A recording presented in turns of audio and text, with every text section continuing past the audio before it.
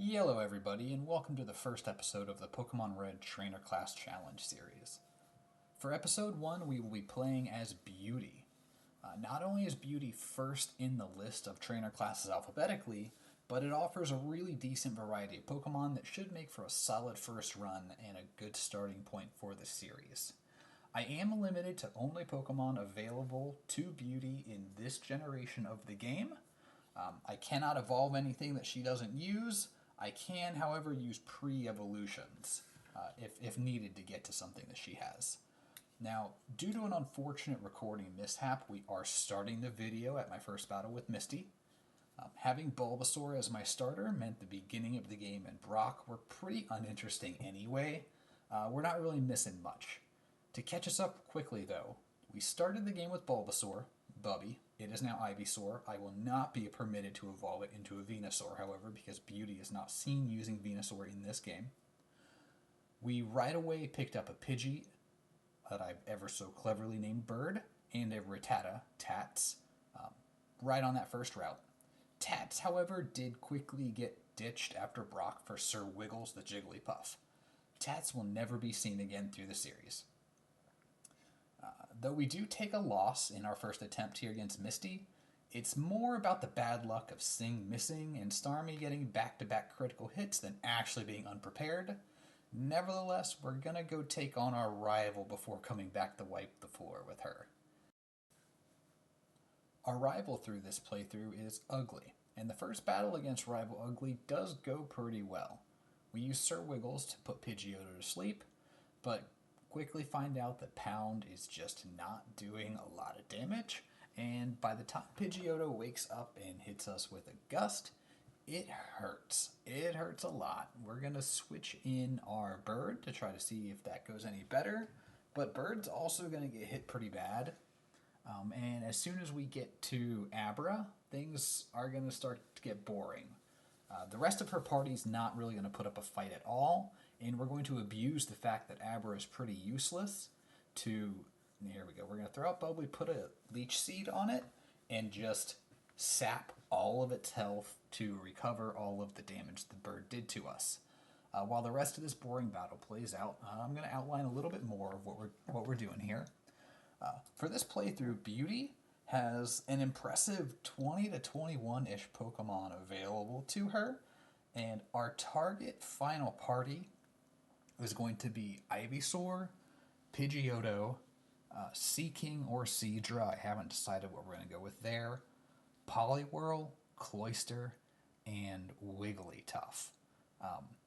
It's a little bit water heavy, but overall, I don't think that party's going to have too hard of a time with this game. I think Beauty's going to be a pretty easy, well, not necessarily easy. Beauty, I think, is going to be a pretty solid run. Probably not too different from playing the game in its standard means. Now that Abra has successfully been bled dry of its health and we've restored Sir Wiggles and Bird, we can really finally get on with things. Rattata, however, is not going to be difficult at all. Bubby's going to come in and clean it up quick and easily, and leaving us in a 3v1 against its Charmander. With the level up and Charmander coming out, we're not really too worried about the rest of this fight. Again, the 3v1, it's just not going to be a problem. And our first rival fight with Ugly is a first try victory, and things are really looking up for this run. I'm pretty excited about what the team can do. The only real hesitation at this point is how long it's going to take to build it out. A lot of those water Pokemon I'm looking forward to don't become available for quite some time. I think a few we don't even pick up till after Koga, maybe? A real concern I do have is that finishing out the team pretty late might lead me to having an over-leveled team a little bit if there's not enough to spread the experience out across. But we do at least have 3 already, so I don't think that's going to be the case. We're just going to have to watch and see. Anyway, here I am heading right back to Misty.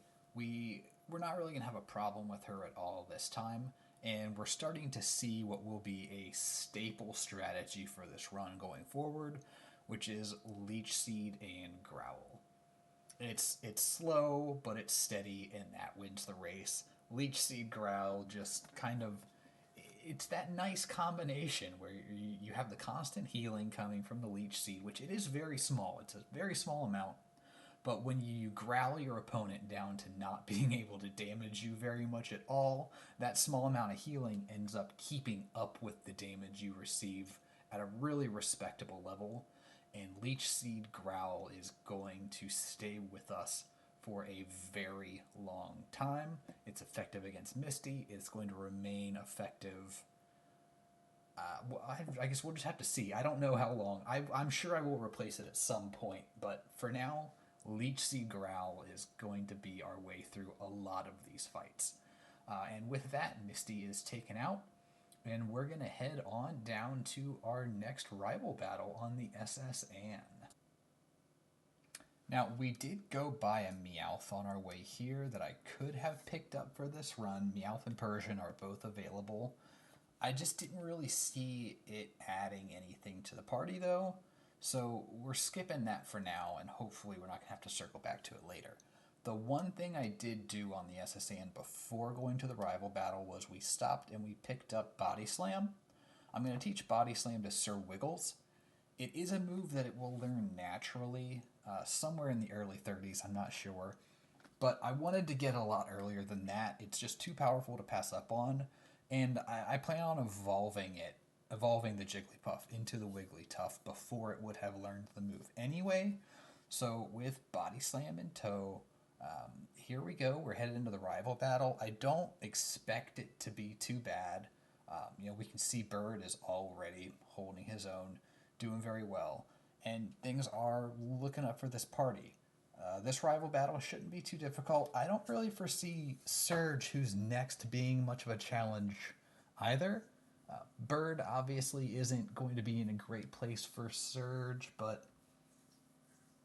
I think we'll be okay. I'm not too worried about needing Bird for that battle anyway. I think between Sir Wiggles and Bubby, they're probably going to have Surge handled, and we're just going to let it be what it is. Here in this battle, we get a nice long sleep out of Charmeleon on this one, and with the exception of that little appearance by Sir Wiggles, Bird more or less handles Rival all on his own. Early game usefulness out of this Pidgeotto is great to have now, but he is definitely the Pokemon that I am worried about peaking early and losing usefulness as we go. Hopefully it's more than just a fly machine by the end of this thing, but only way to find out is to keep going and see. Let's head on and see how Surge goes. Now, I did skip all of the trainers in Surge's gym ahead of time, so we are straight from the rival battle to here, except for a quick stop to heal on the way. And expecting Bird to not really be useful at all here, really, I just throw him out there first to see what he can do, let him do what he can, and then come in with the rest of my party, who I think will fare much better. Unexpectedly, though, Bird does manage to take out Voltorb pretty easily, and even takes out Pikachu as well, with 2 of Surge's 3 down with just my flying Pokemon. I'm feeling a little bit lucky, but I will take it. Raichu obviously proves to be too much for him, but at this point in time, the rest of the party we have, which we may have noticed there, I did pick up one more. I picked up an Oddish for the run. Named him Dirty Dishes. He's really only there to be my cup machine. Dirty Dishes did get a proper nickname in addition to the team because Oddish is available to Beauty for this game. So it's a viable member that I can put in and use when needed, but for the most part, it's really only there to serve as my cut Pokemon throughout the game. He's not expected to be in the party for any time other than when I need cut. So with him technically being usable, I do throw him out here against the Raichu, not expecting to get anything out of it, more just letting him go out there and die so I can come in clean with Bubby and not having to do a swap and lose a turn effectively. So Bubby's going to come in, clean up Raichu as expected. We did take heavier losses than I thought we would against Surge, but with Bird really stepping up and taking out Voltorb and Pikachu, we come out of this one on top. After this, we're headed off to Rock Tunnel. I don't really expect Rock Tunnel to be difficult at all. So off to Lavender Town and our next rival battle with Ugly. Here we go. This battle with Ugly is going to end up being a first try victory, but it doesn't go quite as smoothly as I hoped it would. While we're in the boring bits of this, I'll talk about Rock Tunnel for a minute. I went through Rock Tunnel without Flash, and as someone who's not nearly as familiar as this game as I should be to be doing runs like this, that was really a challenge. The trainers throughout Rock Tunnel weren't so much of a problem at all. More or less everything I had in my party could take him down really well. But the sheer amount of random battles made getting through that dark tunnel an absolute nightmare. Getting here, though, is where things start to get difficult. This execute just keeps me asleep and hitting with constant barrages that just make the battle a drag. I'm so glad to have finally taken that thing out. It doing so poorly against that execute was very unexpected and a setback that made me feel like I was probably going to lose and have to come back to this. Ugly's Gyarados' high speed is something I really forgot about. Between it being outsped and really just poor decision making with Bubby out there, it does manage to take it down. Lucky for me, Sir Wiggles is really starting to shine. And Sir Wiggles is more or less going to wipe out the entire rest of Ugly's party. Sir Wiggles is the backbone of this team, and it will remain the backbone of this team for the foreseeable future. Jigglypuff and Wigglytuff are not a Pokemon I have used very much, if at all. I can't remember a time I've played this game and actually used them, and this run absolutely made me regret that. Sir Wiggles is, well, really, I think my all-star. I think by the time I was done, he was my all-star, no doubt. Definitely wasn't a solo carry. A lot of other Pokemon find times where they shine, but from this point on in the game, Sir Wiggles is who you're going to be seeing out there in every important moment. So with Rival Ugly defeated, we're going to head off to Game Corner and try to take on Giovanni and pick up a Silph Scope. As you can probably predict, between Bubby and Sir Wiggles and Bird, Giovanni is not really going to be a challenge. I don't expect much of a challenge out of any of the 3 times I fight Giovanni, but especially the first one here in Game Corner. Now this Kangaskhan's Comet Punch gets off 5 times and does just an immense amount of damage, which will eventually lead to Bubby getting taken out. But overall, Giovanni at this stage is just a pushover, as he is likely to be for the rest of this run. With that being said, Erica, who's up next, is a fight I'm really concerned about. I'm going to go straight to her minimum battles, but I'm really not going to be surprised if I end up finding out that I need to grind a little bit for the first time, as the durability she offers is just insane, especially for this early. Let's go over there and see how it goes. Now, the battle with Erica ends up being an absolute joke. It starts off as poorly as it possibly could, and I quickly feel like there's just no chance whatsoever. Really, really bad luck against Victreebel.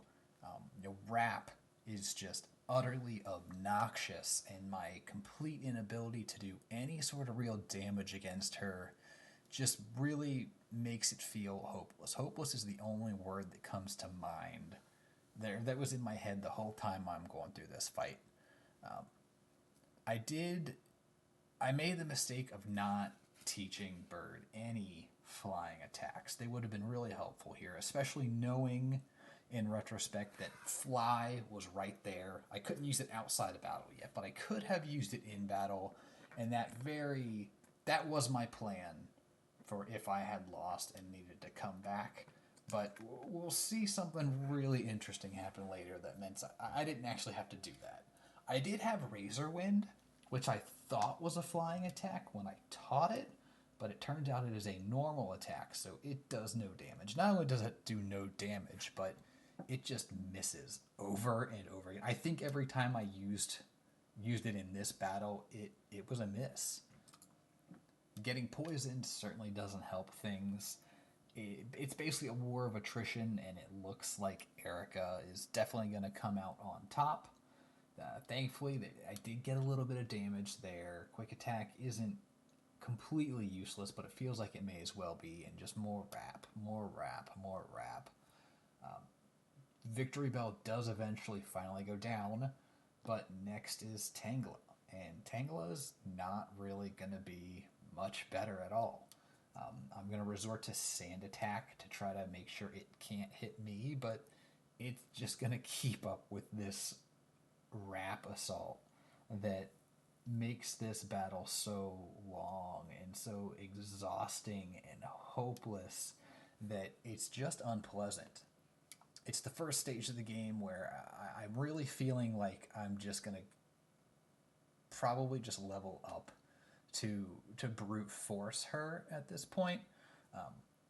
Going through minimum battles means there's a lot of trainers out there available to me, especially all the ones right there in her gym that I could level up against, and that should make this a lot better. Doing any form of real damage would be a help, and then the extra durability I would get from that could definitely go a long way in battles like this. But what we end up encountering is something I wasn't really prepared for, and had to go out and look up and try to learn some things about and what happens here, which is when this Vileplume comes out. It's kind of funny. I wasn't expecting this to happen, but it starts using Poison Powder. Every single turn, Poison Powder. Every turn, Poison Powder. And I didn't know what was going on. And I think this is a weird issue with the AI, where Poison Powder seems to be the only attack available to it as long as I have Ivysaur out there. Essentially meaning I get a victory here that I don't really feel like I earned. But she was so obnoxious, it's a victory that I'm going to take.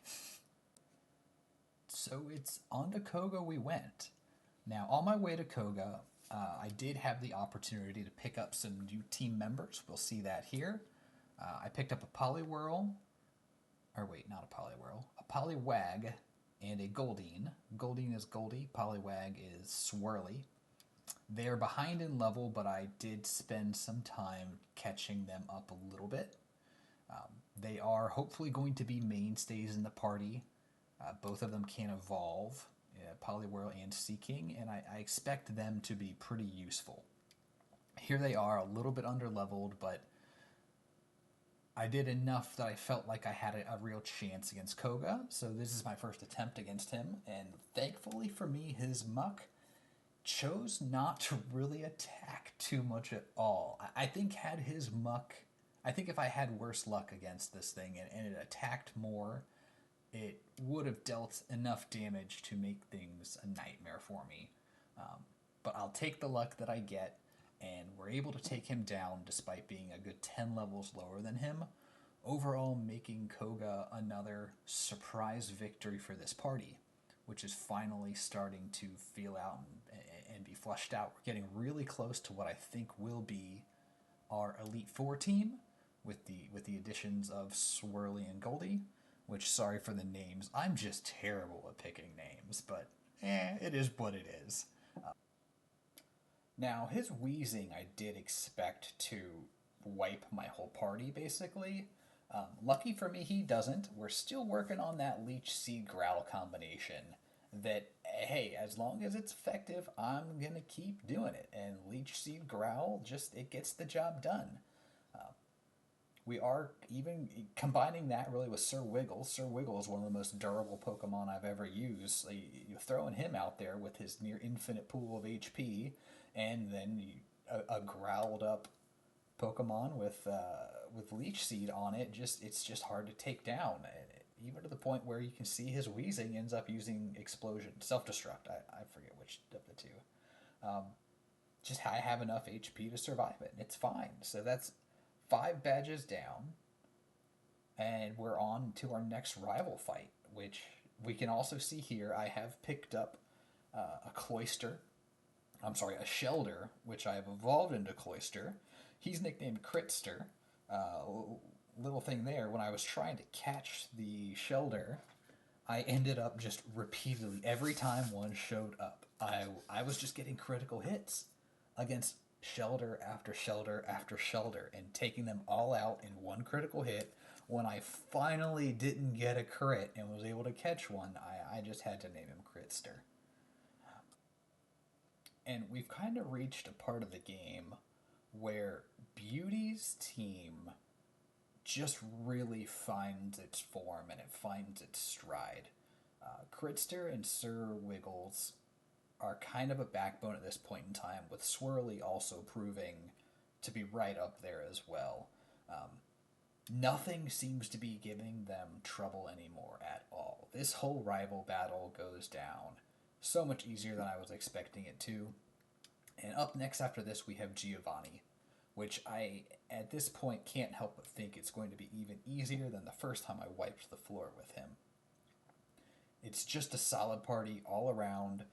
Anytime I'm talking about an Ivysaur being, like on the bench for everything else, like, you've got a good party going. And Beauty has a great party going at this point. Rival Ugly is taken down without a problem. Giovanni should go just as easy. Right now, my mind is on Sabrina. I'm really unsure how the Sabrina battle is going to go.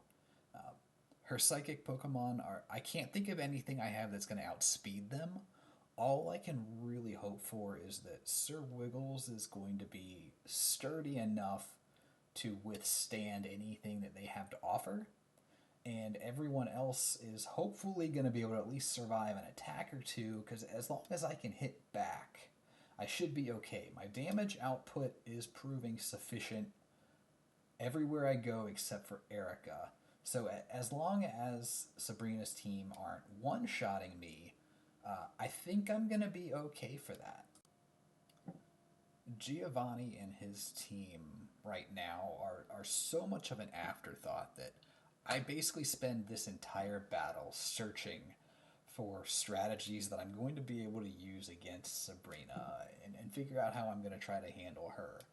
At this point, the plan is to find someone to set up against. I don't know if that's probably going to try to use Venomoth for that, maybe.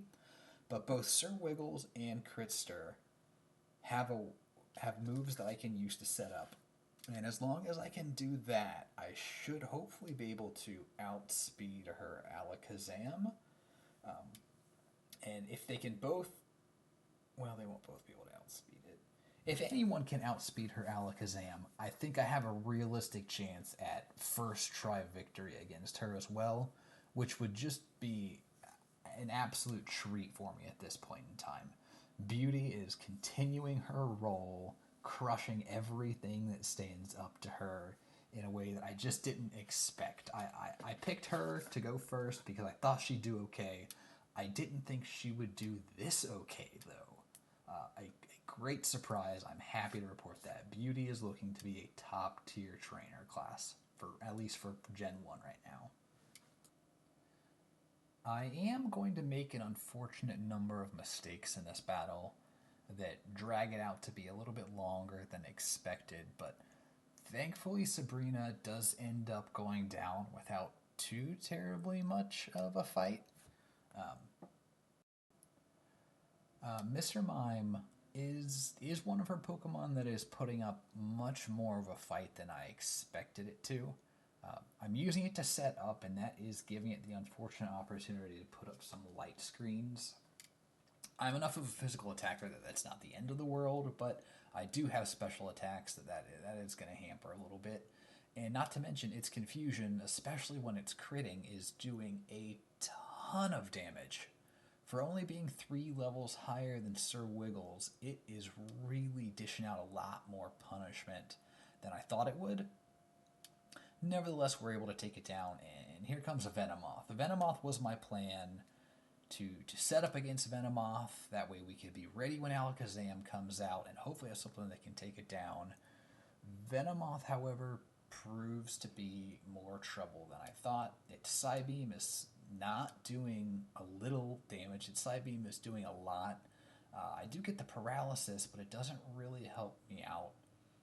I'm trying to rest to get back, but it's just doing enough damage with Leech Life and Psybeam that it's just a wrench in my gears that I wasn't really ready for. Venomoth really made me feel like I might not have this as in the bag as I thought.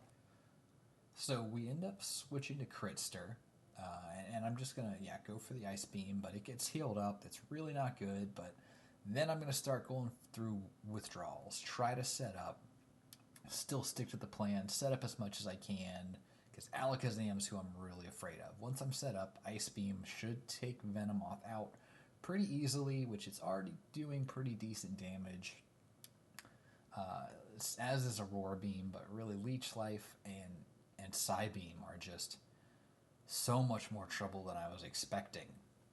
And this Venomoth that I thought was going to be the easy one ends up really being kind of the trouble spot.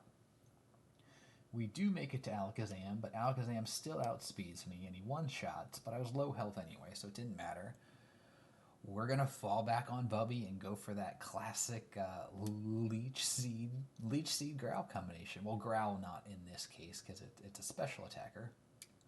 And not to mention, did I get rid of Growl already? I did get rid of Growl. Leech Seed Mega Drain. And that, along with some good defense, some good durability out of Bubby, and it's going to be the surprise star of this battle to really hurt Alakazam enough that we can sweep in and just go for quick attacks to try to finish it out. It does take 2, but that's not the end of the world. With Sabrina defeated, nothing else in the foreseeable future is really much of a concern for me at this point. Blaine, I'm stacked with water Pokemon. Blaine is not going to be a problem. Giovanni, we already know, is not going to be a problem. At this point, I'm thinking forward to my next rival battle with Ugly, trying to figure out what's going on there. The last one was absolute cake. Hopefully this one will be too. And it looks like we're really on the home stretch to the Elite Four at this point. Let's see how that goes. We did evolve Goldie into a Sea King, so at this point we do have what I think is going to be our final party, and Swirly's out there just kind of surfing all the way through Blaine's team like they are absolutely nothing. It's to the point where after Rapidash, I'm going to go ahead and switch in Sir Wiggles just so I don't feel like I cheaply tore through Blaine like he was nobody. And his 47 Arcanine really surprises me. It's doing so much damage, and it's getting healed with multiple super potions, that this is really the surprise. A surprise I was not expecting. It took down Sir Wiggles quite easily. Wasn't ready for that. Takes down Swirly. Definitely wasn't ready for that. Here's Bubby. Bubby basically stands no chance. Ember, almost dead from one Ember. And then just taken out. I'm starting to sweat at this point, to be honest. This Arcanine came out of nowhere. It Fire Blast one-shots Bird. This is not looking good. I'm down to 2. I was rolling through this battle, and now all of a sudden, I'm scared. Thankfully, Critster comes out, and I get a few withdrawals out. It's great. Confusion is really getting the job done. It finally getting somewhere with Arcanine, but it still does a lot of damage to me, so I'm going to withdraw again.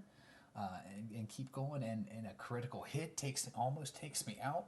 This Arcanine has tore through my team like they were just a piece of wet paper. And that's the last thing I expected. Stacked with water Pokemon, I thought Blaine was going to be the easiest one here, and here I am terrified of his Arcanine now. Thankfully, we do pull out the victory, though. Kind of teaches me a lesson about thinking too far ahead. I won't make that mistake next time. So we're going to jump straight to Giovanni for what should also be another easy battle. As a matter of fact, I think the required trainer battles in this gym might have actually been harder victories than Giovanni himself. Swirly's water attacks are just going to make quick work of Rhyhorn. It stands no chance. We're going to keep him out there. Dugtrio's going to be in the same boat. Surf, basically a one-shot kill on Dugtrio, so we're not worried about it. I kind of want to share experience at this point, so I'm going to switch in Critster against Nidoqueen. Nidoqueen, Nidoking, weak to ice. We'll throw out some Ice Beam and see what happens. I get a lucky freeze here on my first one. So with Nidoqueen frozen, Nidoqueen, I don't actually know which is correct. I hear it both ways. I'm going to take advantage of this to withdraw as much as I can. Not that we really need to be withdrawing at this point in time, but if I can, I may as well. Take it down. The king comes out. One shot done. Giovanni is still just looking to be the absolute joke that I expected him to be. We're going to swap again for no reason other than sharing experience points around. Skipping as many trainer battles as possible does mean I'm not as high level as I normally would be here. But the type advantage is just, I skip as much as I can, go through, we'll see how we're going. Giovanni's taken out without a problem. And now we're on to my next rival battle with Ugly. The final rival battle before he becomes champion. The last battle made me feel like this was going to be comically easy, just as easy as Giovanni. I absolutely wiped the floor with Rival the last time we fought him at Silphco. Pidgeot again proves to just not really be a problem.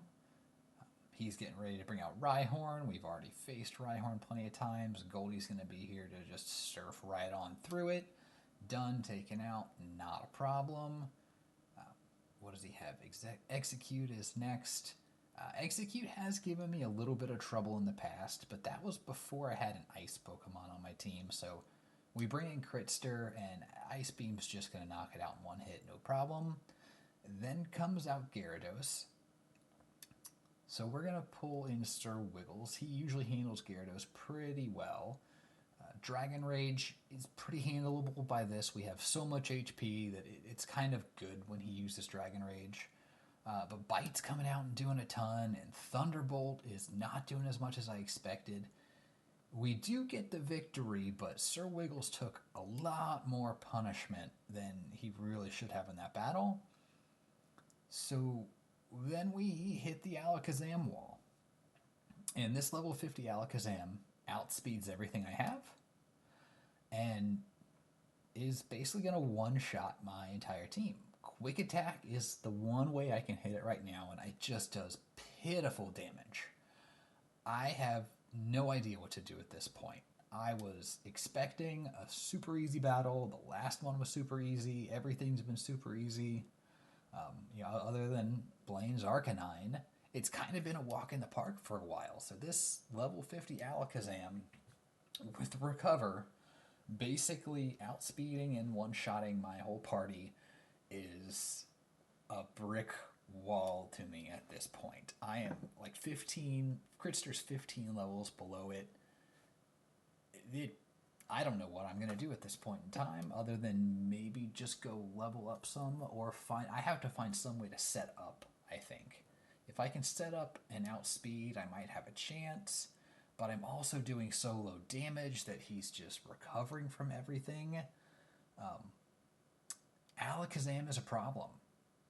This rival battle is not as easy as I was hoping it was going to be. I think I'm going to try to find a way to set up. If I if he doesn't have a Pokemon I can set up against, though, I'm just going to have to level up to get through this at this point, I think. I did end up going and getting a few levels, not very many. I don't remember exactly how many, but I think I generally got 1 to 2 levels for each of my Pokemon.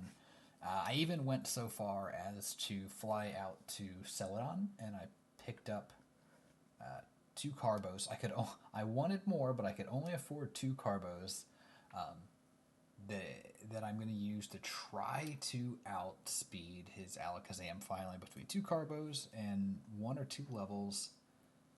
My hope is that being able to set up something and be a little bit stronger is going to get me through this. The battle ends up being in some ways easier than before, in some ways not.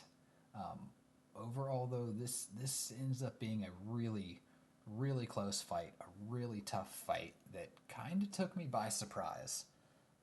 The last several fights in this run for Beauty were just an absolute cakewalk. She really hit her stride and really tore through mid game like it was nothing. Um, Made me really overconfident. Really, it is where I was going into this battle, and it really kind of put me in my place. Even with the Carbos and even with getting a couple levels for each of my Mon, this rival battle was still a serious challenge to me at this point in the game. Made me lose a lot of the confidence I had. Really knocked me off my horse, but thankfully I do finally manage to come out on top of this thing. I didn't show it, but I did actually battle him several times here, and he was a wall that I could not get by. With a little bit of luck, though, and 1 to 2 levels for Pokemon, we finally did it. It was off to the Elite Four, and we're gonna challenge Lorelei right away and see where we stand. Going into the battle with Lorelei right away, I definitely didn't have high hopes. I didn't know what strat I was going to be able to use to get by her. Her icy water team isn't a good type matchup for me. Not that it's strong against me. It's just that we're both kind of at a stalemate against each other. But she has a clear level advantage on me. The only thing I really have going for me at this point are that I have 5 or 6 rare candy sitting in the bank waiting to be used whenever I feel like I need to use those. And being so water heavy means I can very easily go level up in Victory Road if I have to. And I do end up going and grinding a little bit in Victory Road before I really figure out how to get past Lorelei. She was a very difficult first battle for me. Bubby is kind of a glass cannon against her. You know, his grass attacks mean that he can do serious damage, but his grass typing also means that when he gets hit with something with ice, he goes down. I also don't want to become too reliant on just him. If I leveled him up a little bit, he could probably solo her without too much trouble. But that would then put him at a place where he's going to jump out in front of the rest of the team. I don't want that. Same thing with Sir Wiggles. Sir Wiggles does have Thundershock. Or was that Thunderbolt? Thunderbolt is what he has. Obviously useful here, and I do end up using it quite a bit, especially once I can boost him with defense curls and take advantage of badge boost. That Thunderbolt becomes a serious damage output that is going to be a huge help in getting me by Lorelei, but I don't want to be too reliant on one Pokemon at this point in the game. Once I do finally figure out how to get by Lorelei, though, I don't. Bruno is definitely not going to be a problem. Agatha, I think, is going to be easier than usual. Again, having such a water heavy party, water ice, I guess, means everything other than Bird has attacks that can hit Agatha. And no one's really hurting for HP. So Nightshade isn't going to be too much of a problem, I don't think. It'll still be very damaging and very deadly, but all of my Pokemon will be able to survive at least 2 Nightshade. So it isn't too bad. It's just getting by the ice wall that is a Lorelei, and then finding out how I stack up against Lance is my real concern here. Critster obviously is who I'm thinking is going to get me through Lance with Ice Beam, but I kind of have to get to him to find out. And though I'm not worried about Bruno or Agatha so much, Lorelei is very difficult, much more difficult than before, and even I would say much more difficult than my last rival battle was. Even though that Alakazam, that was a noticeable jump in level, really came out and hurt me pretty bad. Alakazam was the only threat that the previous rival battle had. With Lorelei, her whole team is holding up very, very well against me. Once I can figure out how to get by her, though, I don't think this is going to be too bad. I think Beauty's going to be okay. I just need to maybe get a couple levels and, more importantly, figure out a strategy for Lorelei. So here we are, several battles later, and I think I finally have a relatively reliable means of beating her. I also did go ahead and use all of my rare candies on my party. You can probably see there was a noticeable level jump between this time and last time. I did end up basically training my team against Lorelei, just repeatedly accepting losses but picking up good experience along the way. And Razor Leaf, as expected with Bubby, is my way by her Dugong. I'm not going to change for her Cloyster. We're going to stick with Razor Leaf. I don't think the crit mattered. Super effective mattered. We get the level up. We're good. Slowbro comes out. We're going to stick with Bubby. This is kind of the strategy I talked about not wanting to do, but a win is a win. And this is how we're going to get by the ice wall that is Lorelei. We're going to fall back on Bubby and let him be our anchor at this point in time. Let his type match up really kind of carry him through it. Jinx is obviously the first one that's kind of putting up a fight, but we're okay. Making it all the way to Lapras with just him. And it's still using that Leech Seed. That Leech Seed from all the way back at the start of the game. I think we literally started the game with that move, and he still has it, and we're still using it. And Growl as well. Leech Seed Growl. We're all the way up to 50. I have to prevent the evolving anyway. Man, if we could have a Venusaur, that would be significant change in this, but it doesn't matter. Unfortunately, as you've noticed, we didn't capture the Bruno battle. That was my fault. I just flat out forgot to record it. But Bruno is uninteresting anyway. He's by far the easiest member. He goes down without a problem. I don't think he touches my party at all, to be honest. Agatha is much more interesting, much more difficult. I think I did lose to Agatha the first time I got to her. But after that, I think my second time and onward, I pretty reliably beat Agatha. My party is high enough HP that her Nightshade's not the threat that it normally is. And we are offensively capable enough to take her down before she can really do too much in the way of keeping me asleep or keeping me confused. That the sleep confusion combo is what took me down the first time I fought her. But by the time we really had Lorelei solved, we were high enough level to be putting out enough damage that we're taking Agatha out before we can do too much damage to ourselves or let her heal herself too much with Dream Eater. And Agatha gets taken down without too much of a problem.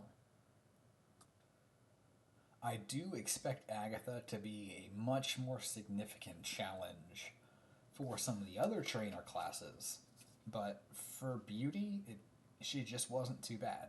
Everything we have has some form of special attack available to it that can hit her Pokemon, so the ghost typing doesn't really give her much. It really did end up just kind of being a battle where, as long as confusion doesn't hurt me too much, and as long as hypnosis misses a couple times, doesn't keep me down, Agatha just wasn't a problem. We get the lucky freeze against it here, or against her Arbok, which Arbok being kind of the weak link of her party anyway. Arbok and Golbat are kind of the easy ones. Her double Gengar Haunter are the only real threats to me, but again, it doesn't matter. We leveled up, what level? To the low 40s. I think we were high 30s when we got here, low 40s at this point in time. The Elite Four battles just aren't really as bad as I expected for Beauty. That middle of the game tear that she started on, where everything came together, all the pieces of the puzzle came together. She started doing really well. Small hiccups along the way since then, but the good luck and the good streak kind of carried into the Elite Four better than I could have hoped it would have. And they have just not been too much of a challenge yet. I do find myself swapping out against her more than I would have hoped for. And her healing definitely gets very annoying. But ultimately, Agatha's not too much of a problem, and she's down. As for Lance, now Lance does, I think, take me a few tries to get through. He was definitely harder than Bruno, but I think probably relatively equal to Agatha was for this party, where I absolutely lost on my first try. I think to him I might have lost a few times, but it never felt like I was losing because he was insurmountable. That's the way that Lorelei made me feel. Lorelei was the absolute wall that I kind of had to give in to and rely on a good type matchup soloing her. And we saw that in what Bubby did. Bruno was easy. Agatha, not too much of a challenge, and Lance kind of in that same vein. As long as he's using Hyper Beam, it's a problem. His Hyper Beam has a very high crit rate, at least against me. It had a very high crit rate, and it one-shots everything I have when it crits without question. That was really the source of my losses. Both of his Dragonair and his Aerodactyl would all just Hyper Beam, Hyper Beam, Hyper Beam, Hyper Beam, and that did lead him to victory a few times. But all I had to do was be a little bit persistent about it, and it was eventually not too bad to overcome. Nothing he had was really durable enough to be a problem for my team. Everything goes down pretty easily. It's really just as long as I can avoid Hyper Beams, the fight was generally pretty okay. The Gyarados, as long as it didn't Hyper Beam, wasn't a problem. Both of his Dragonairs are the same. As long as they don't Hyper Beam, they're not a problem. His Aerodactyl did prove to be defensively tough enough that I had to rely again on a good type matchup to get by him. Here we are with Bubby again. Grass against rock. that was my out for Aerodactyl. And then we get to Dragonite, which is where we end up in that weird AI situation where all his Dragonite can really do is just sit there and use Barrier over and over and over again, which sucks because it makes it take a long time to kill him, but it doesn't attack. It's free. His Dragonite basically free as long as I have Bubby out. You'll see me switch here, throw someone else in, and he's using Agility now. And Slam, which does a lot of damage. When I had a different Pokemon out, that Dragonite could prove to be a problem, but as long as I have Bubby out, Dragonite just is free. It does nothing, and Lance goes down without a problem. Which leads us to the champ battle. Which, if you remember, the last time I had to go up against the champ, it was not pleasant. His Alakazam was a wall, and I'm terrified that that's going to be the case this time as well. The only thing I can really do for this, though, is hope that the levels I've gained getting through the first 4 members are enough to kind of carry my way through this. We're going to go with a good matchup to start. Ice against Flying should be nice and easy. Aurora Beam does plenty of damage. I'm going to set up some withdrawals. Sky Attack isn't too much of a problem. And Ice Beam crit takes it out. I don't think I needed the crit there. But only having 1 withdrawal kind of made me worried about Alakazam. Its Psychic comes out, crits me. That's a problem. So we're going to go for Sir Wiggles and hope that he's just tanky enough to do it. I get a nice lucky crit to start, which is nice. And he uses Psybeam instead of Psychic, which is a huge help for me. I can take out Alakazam no problem. This is kind of where I feel like I've probably won at this point. We can easily surf by Rhydon. 1-shot kill, no problem. Swirly's a beast. Swirly was definitely one of my more reliable Pokemon throughout this run. I don't think I've shown him too much in the video, but Swirly is definitely top 2 or 3 for this team so far. Obviously for Exeggutor, we're gonna pull out Bird. It's like Bird's one job: fly me around and try to take out this thing when it can. Fly is just not doing a ton of damage though, and he does manage to put me to sleep and stomp me to death. Not upset though. If I can lose any Pokemon without it being a problem, it's Bird. Bird's job is to fly. Other than that, I don't care. We're going to pull out Sir Wiggles, whose job is to survive. And he does that. He survives, and he rests, and he comes back. He does stay asleep here longer than I was hoping, but it's okay. Barrage does pathetically little damage, and as long as we can get out defense curls in between some of these, then we're good. Here we're managing to get several. Sir Wiggles set up with maximum defense curls just makes him the GOAT. I'm going to say it. Sir Wiggles was the all-star of this run, beyond any shadow of a doubt.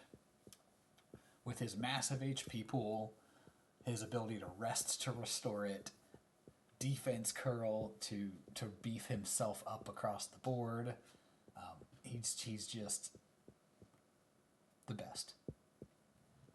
So Exeggutor is not really going to prove to be a problem for him as long as I can stay awake. At least that is. He's just a non-issue. Even boosts up to level 50. Gyarados comes out, but I'm not worried about Gyarados. I am fully defense curled up, which means even with that Hyper Beam, oh, it crits. That's upsetting. So what are we going to do? We're going to go to Bubby. And we're going to Leech Seed. Because right from the start, I said it. We're going to Leech Seed. We're going to Leech Seed our way through this run if we have to. Leech Seed and Growl. Leech Seed and Growl. Leech Seed and Growl. It was reliable against Brock. It was reliable against Misty. It's reliable against the champion. Although his Hyper Beams do still hurt. But at least we're now in a good place where we can send out a water Pokemon, send out Swirly, who's been as reliable as it gets through this point. And he's going to go out there. He's going to amnesia his way up, boost himself, just get strong enough to body slam his way through. And with Gyarados down, we are now on to just Charizard. Charizard against my water-heavy team. We can all see where this is going. Surf is not a problem. Critical hit slash does a ton of damage, but we survive it. So we surf again, and with that, Beauty is the new champion. Beauty's run was definitely not without challenge. It was definitely not without issue, but it went so much better than I expected it to. I thought it was going to be okay, and overall, she was just good. There are a few things I could have changed. I think if I were to do this again, I would probably leave Bird behind and bring a Clefairy with me. That would probably hold up a lot of the same way that Sir Wiggles did, and just be an overall solid addition to make up for Bird being kind of my one lacking Pokemon in this run. But overall, for a first run, yeah, I'm going to go ahead and say Beauty was very solid. Very solid. I would definitely play with these kind of Pokemon again. And for our Hall of Fame registration, we have Bubby the Ivysaur at level 51, Bird the Pidgeotto at level 41, Sir Wiggles the Wigglytuff at level 50, Swirly the Poliwhirl at level 46, Critster the Cloyster at level 44, and finally Goldie the Seaking at level 48. Beauty is done and wrapped up, and overall, she did pretty well. For more, we will get back to her at our mid-season retrospective. Until then, I'll see you next time.